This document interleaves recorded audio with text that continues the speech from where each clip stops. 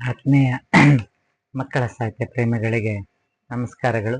ನಾನು ನಿಮ್ಮ ಶಂಕರದೇವರು ಹಿರೇಮಠ. ಮಕ್ಕಳ ಸಾಹಿತ್ಯ ಕೃತಿಗಳ ಅವಲೋಕನ ಸರಣಿ ಕಾರ್ಯಕ್ರಮಕ್ಕೆ ತಮ್ಮೆಲ್ಲರಿಗೂ ಸಹ ಪ್ರೀತಿಪೂರ್ವಕವಾದಂಥ ಸ್ವಾಗತವನ್ನು ಬಯಸ್ತಾ ಇದ್ದೇನೆ. ಇವತ್ತು ಮಕ್ಕಳ ಸಾಹಿತ್ಯ ಕೃತಿ ಅವಲೋಕನ ಸರಣಿ ಕಾರ್ಯಕ್ರಮದಲ್ಲಿ ಜೂನ್ 8, 2026 ಸೋಮವಾರದಂದು 82ನೇ ಸಾಹಿತ್ಯ ಕೃತಿಯ ಪರಿಚಯವನ್ನ ಮಾಡಲಿದ್ದೇನೆ. ಲೇಖಕರಾಗಿರುವಂತಹ ಶ್ರೀ ಸಿದ್ಧಲಿಂಗಪ್ಪ ಅಂದಿಮೂರು ಅವರು ಬರೆದಿರುವಂತ ಇಂಗಳೇಶ್ವರದ ಬಾಳಬಸವ ಅನ್ನುವಂತ ಒಂದು ನಾಟಕ ಸಂಕಲನದ ಪರಿಚಯವನ್ನ ಮಾಡ್ತಾ ಇದ್ದೇನೆ. ಕನ್ನಡ ವಿಶ್ವವಿದ್ಯಾಲಯದ ಹಂಪಿಯಲ್ಲಿ ರಂಗ ತರಬೇತಿ ಶಿಬಿರದಲ್ಲಿ ರೂಪಕವನ್ನ ವೀಕ್ಷಿಸಿ ಉಪಕುಲಪತಿಯಾಗಿರುವಂತಹ ಜ್ಞಾನಪೀಠ ಪ್ರಶಸ್ತಿ ಪುರಸ್ಕೃತರಾಗಿರುವಂತಹ ಡಾಕ್ಟರ್ ಚಂದ್ರಶೇಖರ್ ಕಂಬಾರ್ ಅವರು ಮೆಚ್ಚುಗೆಯನ್ನ ವ್ಯಕ್ತಪಡಿಸಿರುವಂತ ಒಂದು ನಾಟಕವನ್ನ ಬರೆದಿರುವಂತದ್ದು ಇಂಗಳೇಶ್ವರದ ಬಾಳಬಸವ ಅನ್ನುವಂಥದ್ದು. ಬಸವಣ್ಣನವರ ಪ್ರೌಢ ಆದ ನಂತರ ಅವರ ಜೀವನ ಚರಿತ್ರೆ ನಮಗೆ ಗೊತ್ತು.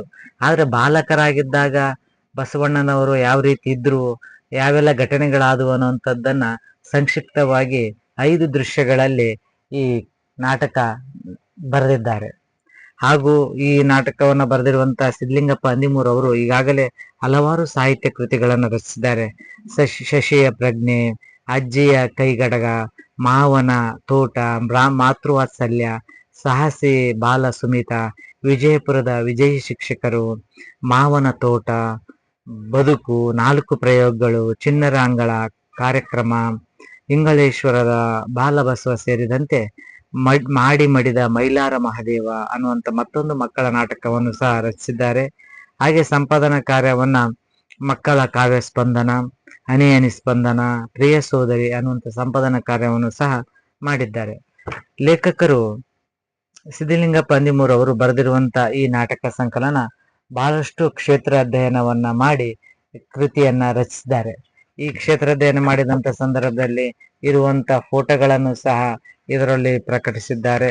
ಈ ಸಂಕಲನದಲ್ಲಿ ಇಂಗಳೇಶ್ವರದಲ್ಲಿ ಇರುವಂತಹ ಪ್ರಾಚೀನ ದೇವಸ್ಥಾನಗಳು ಹಾಗೂ ಅಂದಿನ ಬಸವಣ್ಣನವರ ಕಾಲದಲ್ಲಿರುವಂತಹ ಬಸವನ ಬಾವಿ, ಬಸವ ಮಾತೆ ಮಾದಲಾಂಬಿಕೆಯ ಮಹಾಮಾತೆಯ ಸ್ಮಾರಕ, ಬಸವ ಮತ್ತು ಚನ್ನಬಸವರ ಗೋಲಿಯಾಟದ ಕಲ್ಲಿನ ಕುಣಿ, ಬಸವನ ಬಾವಿ ಪಕ್ಕದಿರುವಂತ ಶಿವಲಿಂಗದ ಗುಡಿ, ಬಾಲಬಸವರು ತಾಯಿ ಮಾದಲಾಂಬಿಕೆಯೊಂದಿಗೆ ತವರುಮನೆಯ ಸ್ಮಾರಕ, ಶ್ರೀ ಚಂದ್ರಮೌಳೇಶ್ವರ ದೇಗುಲ ಹಾಗೂ ರೇವಣಸಿದ್ದೇಶ್ವರ ಗುಹೆ, ಬೆಟ್ಟದ ಮೇಲಿರುವಂತ ಇಂಗಳೇಶ್ವರದ ಬೆಟ್ಟದ ಮೇಲಿರುವಂತ ರೇವಣಸಿದ್ದೇಶ್ವರ ಗುಹೆ, ಹಾಲು ಬಾವಿ ಇಂಗಳೇಶ್ವರ ಹಾಗೂ ರೇವಣಸಿದ್ದೇಶ್ವರ ಪಾಲಕ್ಕಿ ಕಟ್ಟೆ, ಅಕ್ಕನಾಗಮ್ಮನವರ ಗುಹೆ, ಶಟಸ್ಥಳ ಬ್ರಹ್ಮ ಬೃಹಿ ಲಿಂಗೇಶ್ವರ ಶಿವಾಚಾರ್ಯ ಸ್ವಾಮಿಗಳ ಮಠ ಹಾಗೂ ಶ್ರೀ ಬಸವ ವಚನಶಿಲಾ ಮಂಟಪ ವಿರಕ್ತ ಮಠ, ಈ ಎಲ್ಲ ಕ್ಷೇತ್ರ ಅಧ್ಯಯನವನ್ನ ಮಾಡಿ ಬಸವಣ್ಣನವರ ಕುರಿತಾಗಿರುವಂತಹ ಬಾಲ್ಯದಲ್ಲಿರುವಂತಹ ಘಟನೆಗಳನ್ನ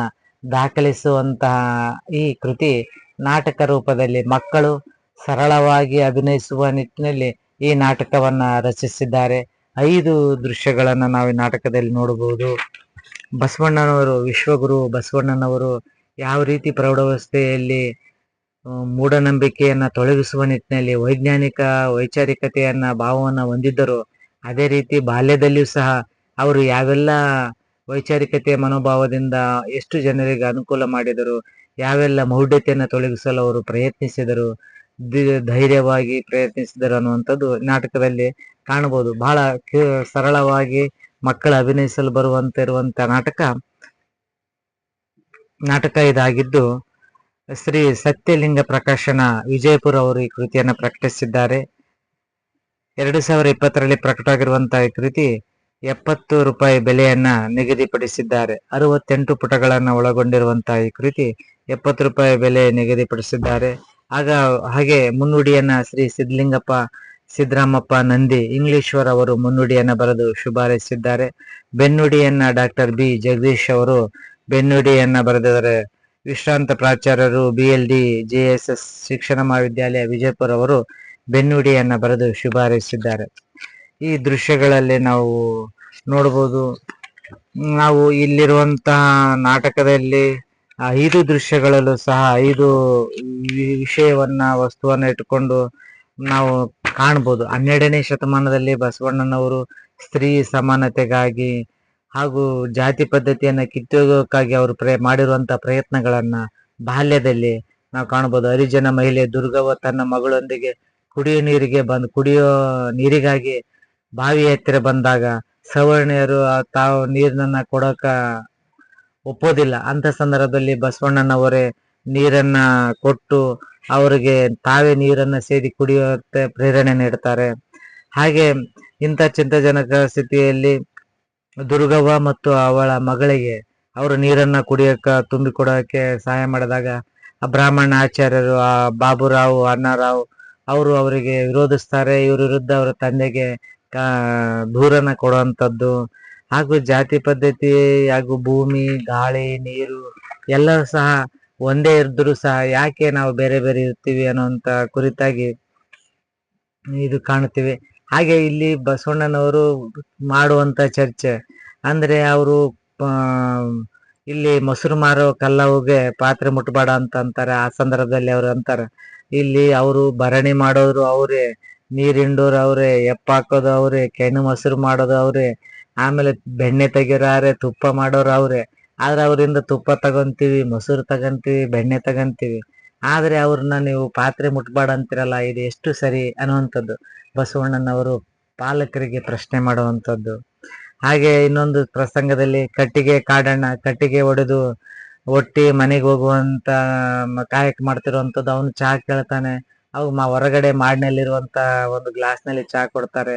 ಹಾಗೆ ಉಪ್ಪಿನಕಾಯಿ ಕೇಳಿದಾಗ ಎತ್ತರದಿಂದ ಅವನಿಗೆ ಹಾಕ್ತಾರೆ. ಅವಾಗ ಬಸವಣ್ಣನವರು ಬಂದಾಗ ಹೇಳ್ತಾರೆ, ಅಲ್ಲಮ್ಮ ಅವ್ರು ಕಟ್ಟಿಗೆ ಕಡ್ದಂತ ಕಟ್ಟಿಗೆಯನ್ನು ಇಟ್ಕೊಂಡು ನಾವು ಅಡಿಗೆ ಮಾಡ್ತೀವಿ, ಅವ್ರು ಮುಟ್ಟಿರುವಂತ ಕಟ್ಟಿಗೆಯಿಂದನೇ ಅಡಿಗೆ ಮಾಡ್ತೀವಿ, ಅಂತದ್ರಾಗ ಆತಗೆ ಯಾಕೆ ಆ ರೀತಿ ಮಾಡ್ತೀರಿ, ನೀವು ವರ್ತನೆ ಮಾಡ್ತೀರಿ ಅನ್ನುವಂಥದ್ದು. ಅಂದ್ರೆ ಖಂಡನೆ, ಅವರ ಒಂದು ವರ್ತನೆಯನ್ನ ಖಂಡಿಸುವ ನಿಟ್ಟಿನಲ್ಲಿ ಬಸವಣ್ಣನವರು ಅವಾಗೆ ವೈಚಾರಿಕತೆಯನ್ನ ಯಾವ ರೀತಿ ಇದ್ರು ಅನ್ನುವಂಥದ್ದು. ಮುಂದೆ ಕೃಷ್ಣ ಅನ್ನುವಂತ ಹುಡುಗ ಬಾವಿಯಲ್ಲಿ ಬಿದ್ದಿರ್ತಾನೆ, ಅವನನ್ನ ಕಾಪಾಡುವಂತ ಪ್ರಸಂಗ. ಹಾಗೆ ಪ್ರಾಮಾಣಿಕತೆ, ಶ್ರದ್ಧೆಯಿಂದ ಅವನು ಜೀವಿಸುವಂಥದ್ದು.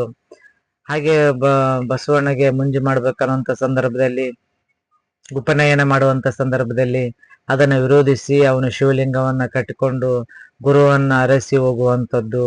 ಹಾಗೂ ತಾಯಿ ಅವನನ್ನ ಹೋಗ್ಬಾರ್ದು ಅಂತ ಎಷ್ಟೇ ಹೇಳಿದ್ರು ಸಹ ಅದನ್ನ ಅವರು ತಂದೆ ತಾಯಿಗೆ ಒಪ್ಪಿಸಿ ಹೋಗುವಂತ ಸಂದರ್ಭವನ್ನು ಸಹ ಸುಂದರವಾಗಿ ಮಾಡಿದ್ದಾರೆ.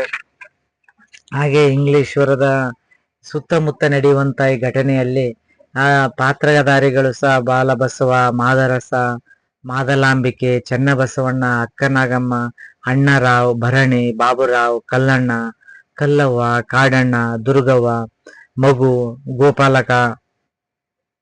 ಗೋಪಾಲಕಿ ಮತ್ತು ಕೃಷ್ಣ, ಈ 16 ಪಾತ್ರಗಳ ಸುತ್ತ ಈ ನಾಟಕ ನಡೆಯುತ್ತೆ. ದೃಶ್ಯವೊಂದರಲ್ಲಿ ಆ ನೀರನ್ನ ಕುಡಿಯಲು ಬಂದಂತ ಅವರಿಗೆ ದುರ್ಗವ್ವ ಮತ್ತು ಆಕೆಯ ಮಗಳಿಗೆ ಬಾಬುರಾವ್ ಹಾಗೂ ಅಣ್ಣರಾವ್ ನೀರನ್ನ ಕುಡಿಯಲು ಅವಕಾಶ ಕೊಡದೆ ಅವರನ್ನ ದೂರನೇ ಇರುವಂತ ಸಂದರ್ಭದಲ್ಲಿ ಬಾಲಬಸವ ಅವರು ಬಂದು ನೀರನ್ನ ಕೊಟ್ಟು ನಂತರ ಅವರನ್ನ ಬಾವಿ ಹತ್ತಿರ ಕರೆದುಕೊಂಡು ನೀರು ಸೇರಿಸಿ ಅವರನ್ನ ನೀರು ಕುಡಿಯಲು ಪ್ರೇರಣೆ ಕೊಟ್ಟು, ಗುರುವಿಗೆ ತನು ಕೊಟ್ಟು, ಲಿಂಗಕ್ಕೆ ಮನ ಕೊಟ್ಟು, ಜಂಗಮಕ್ಕೆ ಧನವ ಕೊಟ್ಟು, ಇಂತಿ ತ್ರಿವಿಧವ ಕೊಟ್ಟು, ನಾನು ಶುದ್ಧನಾದೆ ಕಾಣ ಕೂಡಲ ಸಂಗಮ ದೇವ ಅನ್ನುವಂತ ವಚನದೊಂದಿಗೆ ಅಣ್ಣರಾವ್ ಹಾಗೂ ಬಾಬುರಾವ್ ಅವರಿಗೆ ಬುದ್ಧಿಯನ್ನು ಹೇಳುವಂತ ಪ್ರಯತ್ನವನ್ನ ಮಾಡ್ತಾನೆ. ಆದ್ರೆ ಅವರು ಇವನ ಮಾತನ್ನು ಕೇಳೋದಿಲ್ಲ. ಆದ್ರೂ ಸಹ ಅವರಿಗೆ ನೀವು ಮನುಷ್ಯರ ತರ ನೋಡ್ಕೋಬೇಕು, ಅವ್ರ ಜೊತೆಗೆ ನೀವು ಮಾಡುವಂತ ಈ ವರ್ತನೆ ಸರಿಯಲ್ಲ ಅನ್ನುವಂತ ಮಾತನ್ನ ಹೇಳ್ತಾನೆ. ಇನ್ನು ದೃಶ್ಯ 2ರಲ್ಲಿ ರೇವಣಸಿದ್ದೇಶ್ವರ ಮತ್ತು ಅಕ್ಕನಾಗಮ್ಮ ಅವರ ಗುಹೆ ಹತ್ತಿರ ನಡೆಯುವಂತ ದೃಶ್ಯದಲ್ಲಿ ಇಷ್ಟಲಿಂಗ ಹಿಡಿದು ಲಿಂಗ ಪೂಜೆಯನ್ನ ಮಾಡಿಕೊಳ್ಳುತ್ತಿರುವಂತ ಸಂದರ್ಭದಲ್ಲಿ ರೇವಣಸಿದ್ದೇಶ್ವರ ಸನ್ನಿಧಾನದಲ್ಲಿ ಬರುವಂತದ್ದು ಚನ್ನಬಸವ ಹಾಗೂ ಅಕ್ಕನಾಗಮ್ಮ, ಬಾಲಬಸವ ಅವರ ನಡುವೆ ನಡೆಯುವಂತದ ಸಂದರ್ಭ ಇದು. ಹಾಗೆ ಈ ಇದರಲ್ಲಿ ಸಹ ನಾವು ಮಾಡುವಂತದ್ದು ಬಸವಣ್ಣನವರು ಕಾಯಕ ನಿಷ್ಠೆ, ಕಾಯಕವನ್ನ ಮಾಡಬೇಕು. ಹಾಗೂ ನಾವು ಜೀವನದಲ್ಲಿ ಅನಿವಾರ್ಯವಾಗಿ ಜೀವಿಸೋದಲ್ಲ, ಒಂದು ಉದ್ದೇಶವನ್ನು ಇಟ್ಕೊಂಡು ಕಾಯಕ ಧರ್ಮದೊಂದಿಗೆ ಜೀವನ ಮಾಡಬೇಕು ಅನ್ನುವಂಥದ್ದು ಉದ್ದೇಶವನ್ನ ಬೆಟ್ಟದ ಮೇಲೆ ಬಯಲು ದೀಪಸ್ತಂಭ, ರೇವಣಸಿದ್ದೇಶ್ವರ ಶಿಖರ ಹಾಗೂ ಬೆಟ್ಟದಿಂದ ಇಂಗ್ಲೇಶ್ವರದ ಕಡೆ ಹೋಗುವಂತ ಸಂದರ್ಭದಲ್ಲಿ ಈ ಎಲ್ಲಾ ವಿಷಯಗಳನ್ನ, ಈ ಗೋಪಾಲಕಿಗೆ ಗೋವುಗಳನ್ನ ತೋಟದ ಕಡೆ ಹೋಗುವಂತ ಸಂದರ್ಭ ಹಾಗೂ ಅಲ್ಲಿ ಗೋಲಿ ಆಡುವಂಥದ್ದು, ಬಸವಣ್ಣ ಹಾಗೂ ಇವರು ಚನ್ನಬಸವರು ಗೋಲಿ ಆಡುವಂತ ಕುಣಿ ಬೀಳುತ್ತೆ. ಅದು ಎರಡನೇ ಗೋಲಿ ಎಸೆದಾಗ ಅದು ಎರಡನೇ ಗೋಲಿ ಹೋಗಿನೂ ಕುಣಿ ಬೀಳುತ್ತೆ, ಮೂರನೇ ಗೋಲಿ ಎಸ್ತಾರೆ, ಅಲ್ಲಿ ಮೂರನೇ ಗೋಲಿ ಬೀಳುತ್ತೆ. ಈ ಗೋಲಿ ಆಗದಾಗ ಕೂಲಿ ಬಿದ್ದಂಥದ್ದನ್ನು ಸಹ ಈಗಲೂ ಸಹ ನಾವು ಇಂಗ್ಲೇಶ್ವರದಲ್ಲಿ ನಾವು ಈ ಸ್ಥಳಗಳನ್ನ ನೋಡಬಹುದು. ಈ ಸ್ಥಳಗಳನ್ನ ಸಹ ಈ ನಾಟಕದ ಈ ದೃಶ್ಯದಲ್ಲಿ ಬರುತ್ತದೆ. ಹಾಗೆ ದೃಶ್ಯ 3ರಲ್ಲಿ ಓಣಿಯ ದೃಶ್ಯದಲ್ಲಿ ಮೊಸರು ಬೇಕನ್ನುವಂತ ಕಲ್ಲಮ್ಮ ಬರುವಂತದ್ದು ಹಾಗೂ ಭರಣಿ ಕಲ್ಲವ ನಡುವೆ ನಡೆಯುವಂತ ಸಂದರ್ಭ, ಬೈದು ಪಾತ್ರೆ ಪಗಡಿಯನ್ನ ಮುಟ್ಟುಬಾಡ ನೀನು ಅಂತ ಭರಣಿ ಕಲ್ಲವ್ಗೆ ಹೇಳೋದು. ಕಲ್ಲವ್ವ ಹೇಳ್ತಾಳೆ, ಅಲ್ಲಮ್ಮ ದೊಡ್ಡವ್ರೆ, ಎರಡು ದುಡ್ಡು ಇದು ಮಿಡ್ಡೆ ಮಾತಕ್ಕೆ ನೀವು ಈ ತರ ಮಾಡೋದು ಸರಿಯಲ್ಲ ಅನ್ನುವಂಥದ್ದು. ಆಮೇಲೆ ಗಡಬಡ ಮಾಡುವಂಥದ್ದು. ಆಮೇಲೆ ಅವಾಗ ಬಸವಣ್ಣನವರು ಬಂದು ಹೇಳುವಂಥದ್ದು, ಆ ಕಲ್ಲವನ್ನ ನೀವು ನಡೆಸ್ಕೊಳ್ಳೋ ರೀತಿ ಸರಿಯಲ್ಲ, ಅವರಿಗೆ ನೀವು ಗೌರವಿಸಬೇಕು, ಹಾಗೂ ಮಾನವೀಯತೆಯ ದೃಷ್ಟಿಕೋನದಿಂದ ನಾವೆಲ್ಲರೂ ಸಹ ಸಮಾನರಾಗಿ ಇರಬೇಕು ಅನ್ನುವಂಥದ್ದು. ನೀರನ್ನ ಎತ್ತರಿಸಿ ಹಾಕುವಂಥದ್ದಾಗಿರಲಿ, ಪಾತ್ರೆಗಳನ್ನ ಮುಟ್ಟಬೇಡ ಅನ್ನುವಂಥದ್ದಾಗಿರಲಿ. ಪಾತ್ರೆಗಳನ್ನ ಏಕೆ ಮುಟ್ಟಬಾರ್ದು? ಅವರು ಅವ್ರು ತಂದಿರುವಂತ ಮೊಸರನ್ನ, ಬೆಣ್ಣೆಯನ್ನ, ಮಜ್ಜಿಗೆನ ತಿನ್ನುವಂತ ನಾವು, ಮಜ್ಜಿಗೆನ ಕುಡಿಯುವಂತ ನಾವು, ಅವರೇ ಇದನ್ನ ನಾವು ಏಕೆ ಮುಟ್ಟಬಾರ್ದು ಅನ್ನುವಂತ ಈ ಸನ್ನಿವೇಶದಲ್ಲಿ ನಾವು ಕಾಣಬಹುದು. ಅದನ್ನು ಸಹ ಜಾತಿ ವಿಡಿದು ಸೂತಕವನ್ನು ಅರಸುವೆ, ಜ್ಯೋತಿ ವಿಡಿದು ಕತ್ತಲೆನೆ ಅರಸುವೆ, ಇದೇ ಕುಮರುಳ ಮಾನವ ಜಾತಿಯಲ್ಲಿ ಅಧಿಕ ನೆಂಬೆ, ವಿಪ್ರ ಶತಕೋಟಿಗಳಿದ್ದವೇನು ಫಲವೇನು, ಭಕ್ತಿ ಸಿಕಾಮಣಿ ಎಂಬುದು ವಚನ, ನಮ್ಮ ಕೂಡಲ ಸಂಗಣ ಶರಣರ ಪಾದ ಪುರುಷವ ನಂಬು, ಕೆಡಬೇಡ ಮಾನವ. ಜಾತಿ ನನ್ನ ಜಾತಿ ಶ್ರೇಷ್ಠ, ನಿನ್ನ ಜಾತಿ ಶ್ರೇಷ್ಠ, ಜಾತಿಯಿಂದನೇ ಶ್ರೇಷ್ಠ, ಜಾತಿಯಿಂದನೇ ನಾವು ಶ್ರೇಷ್ಠರು ಅನ್ನುವಂಥ ಭಾವನೆ ಸರಿಯಲ್ಲ. ಮಾನವರೆಲ್ಲರೂ ಒಂದೇ. ನಮ್ಮಲ್ಲಿರುವಂತ ಮಾನವೀಯತೆ ಗುಣಗಳಿಂದ, ನಮ್ಮನಲ್ಲಿರುವಂತ ನಡವಳಿಕೆ ನಡತೆಗಳಿಂದ ನಾವು ಶ್ರೇಷ್ಠರಾಗ್ತೀವಿ. ಹಾಗಾಗಿ ಆವ ಕುಲವಾದೊಡೆಯನು ಶಿವಲಿಂಗವಿದ್ದವನೇ ಕುಲಜನು, ಕುಲವ ನರಸುವನೇ ಶರಣರಲ್ಲಿ, ಜಾತಿ ಸಂಕರಣವಾದ ಬಳಿಕ ಒಕ್ಕೂದ ಕೊಂಬುವರೆಲ್ಲಿ, ಕೂಸ ಕೊಡುವೆ ಕೂಡಲ ಸಂಗಮ ದೇವ, ನಂಬುವೆ ನಿಮ್ಮ ಶರಣರನ್ನು. ಸಾಮಾನ್ಯ ಜನರಲ್ಲ ಗುರುಲಿಂಗ ಜಂಗಮ, ಭಕ್ತಿ ಶ್ರದ್ಧೆ ಇಟ್ಟವರು, ಕೂಡಲ ಸಂಗಮ ದೇವನ ಶರಣರು ಅನುಯಾಯಿಗಳು. ನಾವು ಯಾವುದೇ ಜಾತಿ, ಮೇಲ್ಜಾತಿ ಕೀಳ್ಜಾತಿ, ಮೇಲು ಕೀಳು ಅನ್ನುವಂಥದ್ದು, ಮೇಲ್ವರ್ಗ ಮಡಿ ಮೈಲಿಗೆ ಅನ್ನುವಂಥದ್ದನ್ನ ವಿರೋಧಿಸ್ತಾ ನಾವೆಲ್ಲರೂ ಸಹ ಮಾನವೀಯತೆಯ ನೆಲಗಟ್ಟಿನಲ್ಲಿ ಮನುಷ್ಯರಂತ ಕಾಣುತ್ತಾ ಮನುಷ್ಯರನ್ನ ರೀತಿ ವರ್ತಿಸ್ಬೇಕನ್ನುವಂತ ಹೇಳ್ತಾರೆ. ಆದರೂ ಇಲ್ಲಿ ಸಹ ಅಣ್ಣರಾವು ಹಾಗೂ ಬಾಬುರಾವ್ ಅವರು ದೂರನ್ನು ಹೇಳುವಂಥದ್ದು, ಪೂಜೆಗೆ ಮಾಡುವಂತ ಇವರು ಬಸವಣ್ಣನವರ ಕುರಿತಾಗಿ ಅವರ ಪಾಲಕರಿಗೆ ಹೇಳುವಂಥದ್ದು. ಅವರು ಸಹ ಇಷ್ಟು ಬಾಲ್ಯದಲ್ಲಿ ಸಹ ಬಾಲಬಸವ ಅವರು ಸಹ ಅವ್ರ ಜೊತೆಗೆ ವಾಗ್ವಾದಕ್ಕೆ ಇಳಿಯುವಂಥದ್ದು, ಅವ್ರ ಜೊತೆಗೆ ಚರ್ಚೆಯನ್ನ ಮಾಡುವಂಥದ್ದು ತಪ್ಪು ಅನ್ನುವಂತ ಹೇಳುವಂತ ಧೈರ್ಯಶಾಲಿ ಬಸವಣ್ಣನವರನ್ನ ನಾವು ಕಾಣಬಹುದು. ಇನ್ನು ದೃಶ್ಯ 4ರಲ್ಲಿ ಸಹ ಅದೇ ಪ್ರಸಂಗ ಮುಂದುವರಿಯುತ್ತೆ. ಬಸವಣ್ಣವರು ತಂದೆ ಮಾದರಸ, ತಾಯಿ ಮಾದಲಾಂಬಿಕೆ, ಬಾಲಬಸವರು ಮುಂಜಿ ಮಾಡುವಂತ ಸಂದರ್ಭದಲ್ಲಿ, ಉಪನಯನ ಮಾಡುವಂತ ಸಂದರ್ಭದಲ್ಲಿ, ಉಪನಯನ ಕಾರ್ಯಕ್ರಮದಲ್ಲಿ ನನಗೆ ನಂಬಿಕೆ ಇಲ್ಲ, ಇದು ಸಂಪ್ರದಾಯ ನಾನು ಒಲ್ಲೆ ಅಂತ ಹೇಳ್ತಾರೆ. ಇದು ಸಮಾಜದ ಕಟ್ಟುಪಾಡು ಅಂದಾಗ ಯಾವ ಸಮಾಜ, ಈ ಸಮಾಜ ಯಾರು ಅಂದರೇನು, ನನಗೇನು, ಜೀವನ ನಡೆಸಲು ಬರುವರೆ, ಕೊನೆವರೆಗೆ ಅವರು ನಮ್ಮನ್ನು ಸಲುವರೆ, ಆರು ಮುನಿದು ನಮ್ಮನ್ನೇನು ಮಾಡುವರು, ಊರ ಮುನಿದು ನಮ್ಮನ್ನೆಂತ ಮಾಡುವರು, ನಮ್ಮ ಕುನ್ನಿಗೆ ಕೊಸ ಕೊಡಬೇಡ, ನಮ್ಮ ಸೊಣಗಂಗೆ ತಳಿಕೆ ಇಡಬೇಡ, ಆನೆಯ ಮೇಲೆ ಹೂವನ ಸ್ವಾನ ಕಚ್ಚಬಲ್ಲದೆ, ನಮ್ಮ ಕೂಡಲ ಸಂಗಮ ನಕ್ಕರ ನಮಗೇನಯ್ಯ. ಬಸವಣ್ಣವರು ಧರ್ಮ ಪ್ರಚಾರದ ಶಿಷ್ಟಾಚಾರಗಳನ್ನ ಹಾಗೂ ವೀರಶೈವ ಲಿಂಗಾಯತ ಧರ್ಮದ ಆಚರಣೆಗಳನ್ನ ಪಾಲಿಸ್ತಾ ಧರ್ಮದ ಗುರುಗಳ ಹತ್ತಿಗೆ ಹೋಗ್ತಾರೆ.